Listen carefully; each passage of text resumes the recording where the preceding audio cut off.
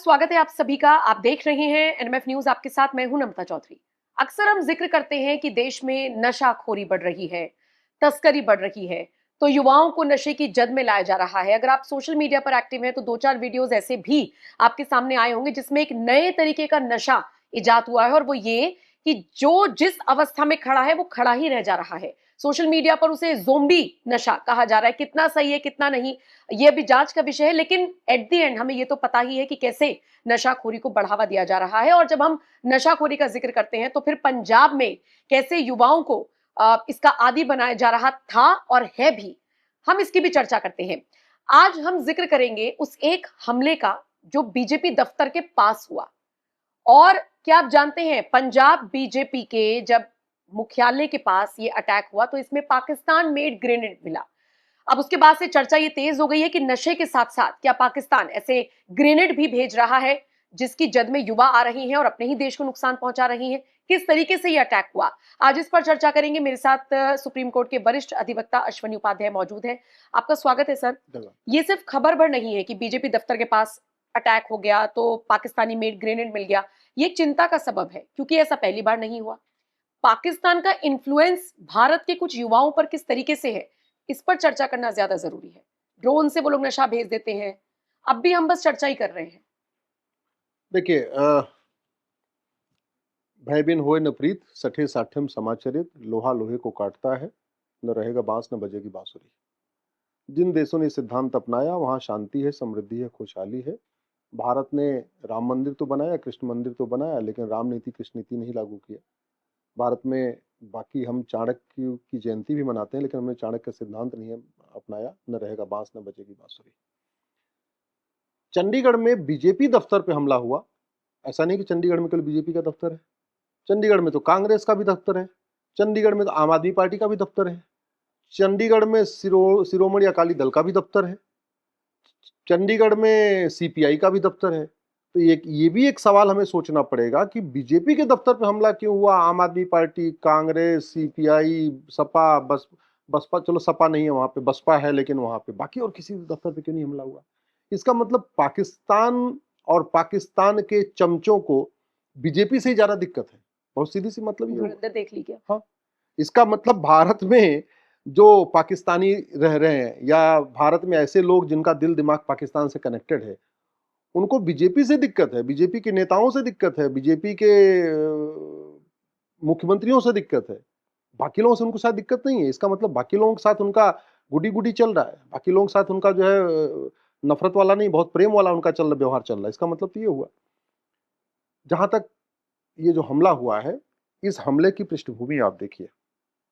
अभी पिछले हफ्ते खबर आई थी कि पंजाब में मोबाइल फोन के लिए जो बच्चों को मोबाइल आईफोन दे के उनको लालच दे के और इस तरीके से उनके ड्रग स्मगलिंग कराई जा रही है। बच्चों को थोड़ा 50,000 रुपए दे के और एक फोन दे के उनके जरिए हथियारों की तस्करी कराई जा रही है।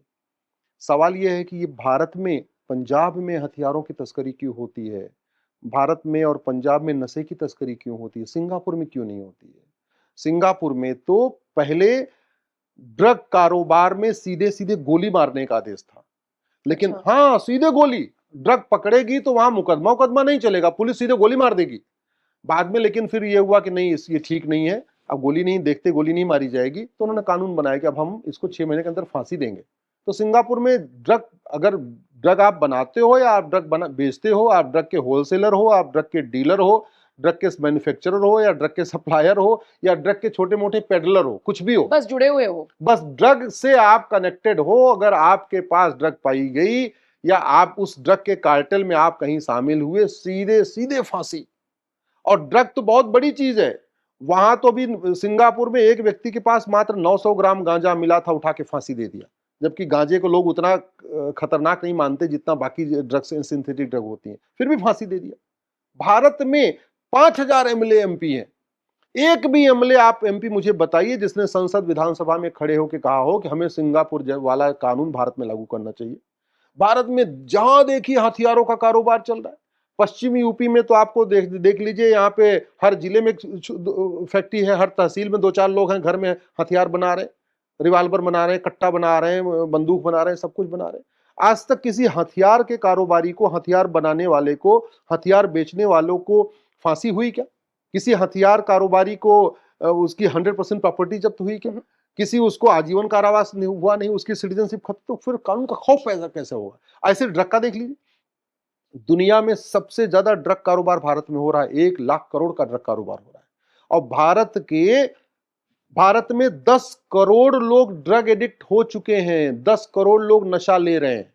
और इस नशे का इतना खतरनाक प्रभाव है कि पत्नी, कितनी खबरें आ चुकी हैं, पत्नी ने पैसा नहीं दिया, पति ने पत्नी को मार दिया, माता पिता ने पैसा नहीं दिया ड्रग के लिए, नशा करने के लिए, माता पिता को मार दिया, बेटे ने समझाया तो पिता ने बच्चे को मार दिया।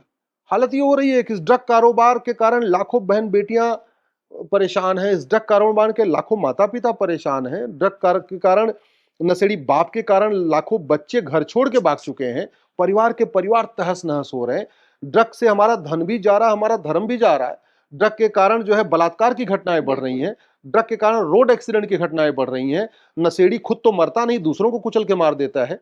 नशेड़ी जो है जब उसके ऊपर नशा हावी हो गया तो थोड़ी देखता है कि सामने 2 साल की बच्ची है कि 12 साल की बच्ची है कि 20 साल की लड़की है, फिर तो कुछ नहीं देखता, उसको तो फिर जो करना है उसको करना है। ऐसे सिचुएशन में फिर भी 5000 सांसद विधायक हैं, कोई एक सांसद विधायक बताइए जिसने संसद और विधानसभा में खड़े होकर कहा हो कि हाँ, भारत में भी सिंगापुर जैसा ड्रग विरोधी कानून होना चाहिए, भारत में ड्रग बनाने वालों को, ड्रग बेचने वालों की 100% प्रॉपर्टी जब्त होनी चाहिए, इनकी सिटीजनशिप खत्म होनी चाहिए और इनको साल भर के अंदर फांसी होनी चाहिए। किसी ने बोला होता बताइए? नहीं बोला। नहीं बोला तो बाकी आप तू मैं करिए, आरोप प्रत्यारोप करिए, नूरा कुश्ती करिए, बतौलेबाजी करिए, तू चोर मैं सिपाही करिए, उससे ड्रग कारोबार रत्ती भर कम नहीं होगा।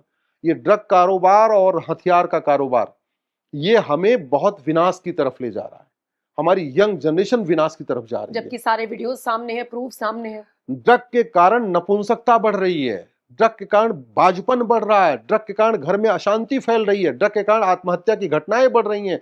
साल में 2 लाख जो नशेड़ी हैं वो बीमार होके मर रहे हैं। आप सोचिए, 2 लाख लोगों की अकाल मौत हो रही है नशे के कारण, यानी 2 लाख परिवार, 2 लाख परिवार बर्बाद हो रहे हैं। और जब वो नशेड़ी बीमार होता है तो जो माता पिता या पत्नी ये नहीं कहती इसको मरने दो, वो जो कुछ घर में है, उसका जेवर हो, मंगलसूत्र हो, जो कुछ है, जमीन हो, सब वो गिरवी रख के बेच के फिर भी नशेड़ी का इलाज कराती हैं, फिर भी कोई चर्चा नहीं हो रही, केवल बातें हो रही है, तू मैं, आरोप प्रत्यारोप, नूरा कुश्ती, बतौलेबाजी। आप बताइए, आम आदमी पार्टी ने बड़ा वादा किया था कि हम जाके ड्रग कारोबार खत्म कर देंगे।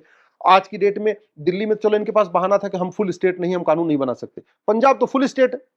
आज तक कभी केजरीवाल ने पंजाब की विधानसभा में ऐसा कोई प्रस्ताव लाया कि हाँ भाई, नशा तस्करों की फांसी होगी, नशा तस्करों की 100% प्रॉपर्टी जब्त होगी, नशा तस्करों की नागरिकता खत्म होगी? भगवंत मान ने कभी ऐसा कोई बिल लाया क्या? नहीं। भगवंत मान ने और अरविंद केजरीवाल ने पंजाब में स्पेशल कोर्ट बनाई क्या कि भाई नशे वाले मामले पे 1 साल के अंदर फैसला होगा? हमने माननीय सुप्रीम कोर्ट में पीआईएल फाइल किया कि एमएलए एमपी के मुकदमे साल भर के अंदर डिसाइड होंगे। उसका परिणाम हुआ, पूरे देश में स्पेशल कोर्ट बनी और अब तक 500 सांसद विधायकों को सजा हो चुकी। 500 सांसद विधायक गए, अब वो दोबारा चुनाव भी नहीं लड़ पाएंगे, जिंदगी भर के लिए बैन हो चुका उनके ऊपर। ऐसा पंजाब की सरकार ने क्यों नहीं किया? अरविंद केजरीवाल, भगवंत मान पंजाब में एंटी ड्रग कोर्ट क्यों नहीं बना रहे हैं? नशा विरोधी कोर्ट बना के साल भर के अंदर उसमें फांसी क्यों नहीं दिलवा रहे हैं? साल भर के अंदर उनकी प्रॉपर्टी क्यों नहीं जब्त करवा रहे हैं? ना उनकी सिटीजनशिप क्यों नहीं खत्म करा रहे हैं? पंजाब तो फुल स्टेट है, ये चाहे तो अपना अलग से कानून भी बना सकते हैं नशे के खिलाफ, कठोर कानून बना सकते हैं, क्यों नहीं बना रहे? तो केवल बातें हो रही है, नशे के नाम पे कार्रवाई नहीं हो रही है।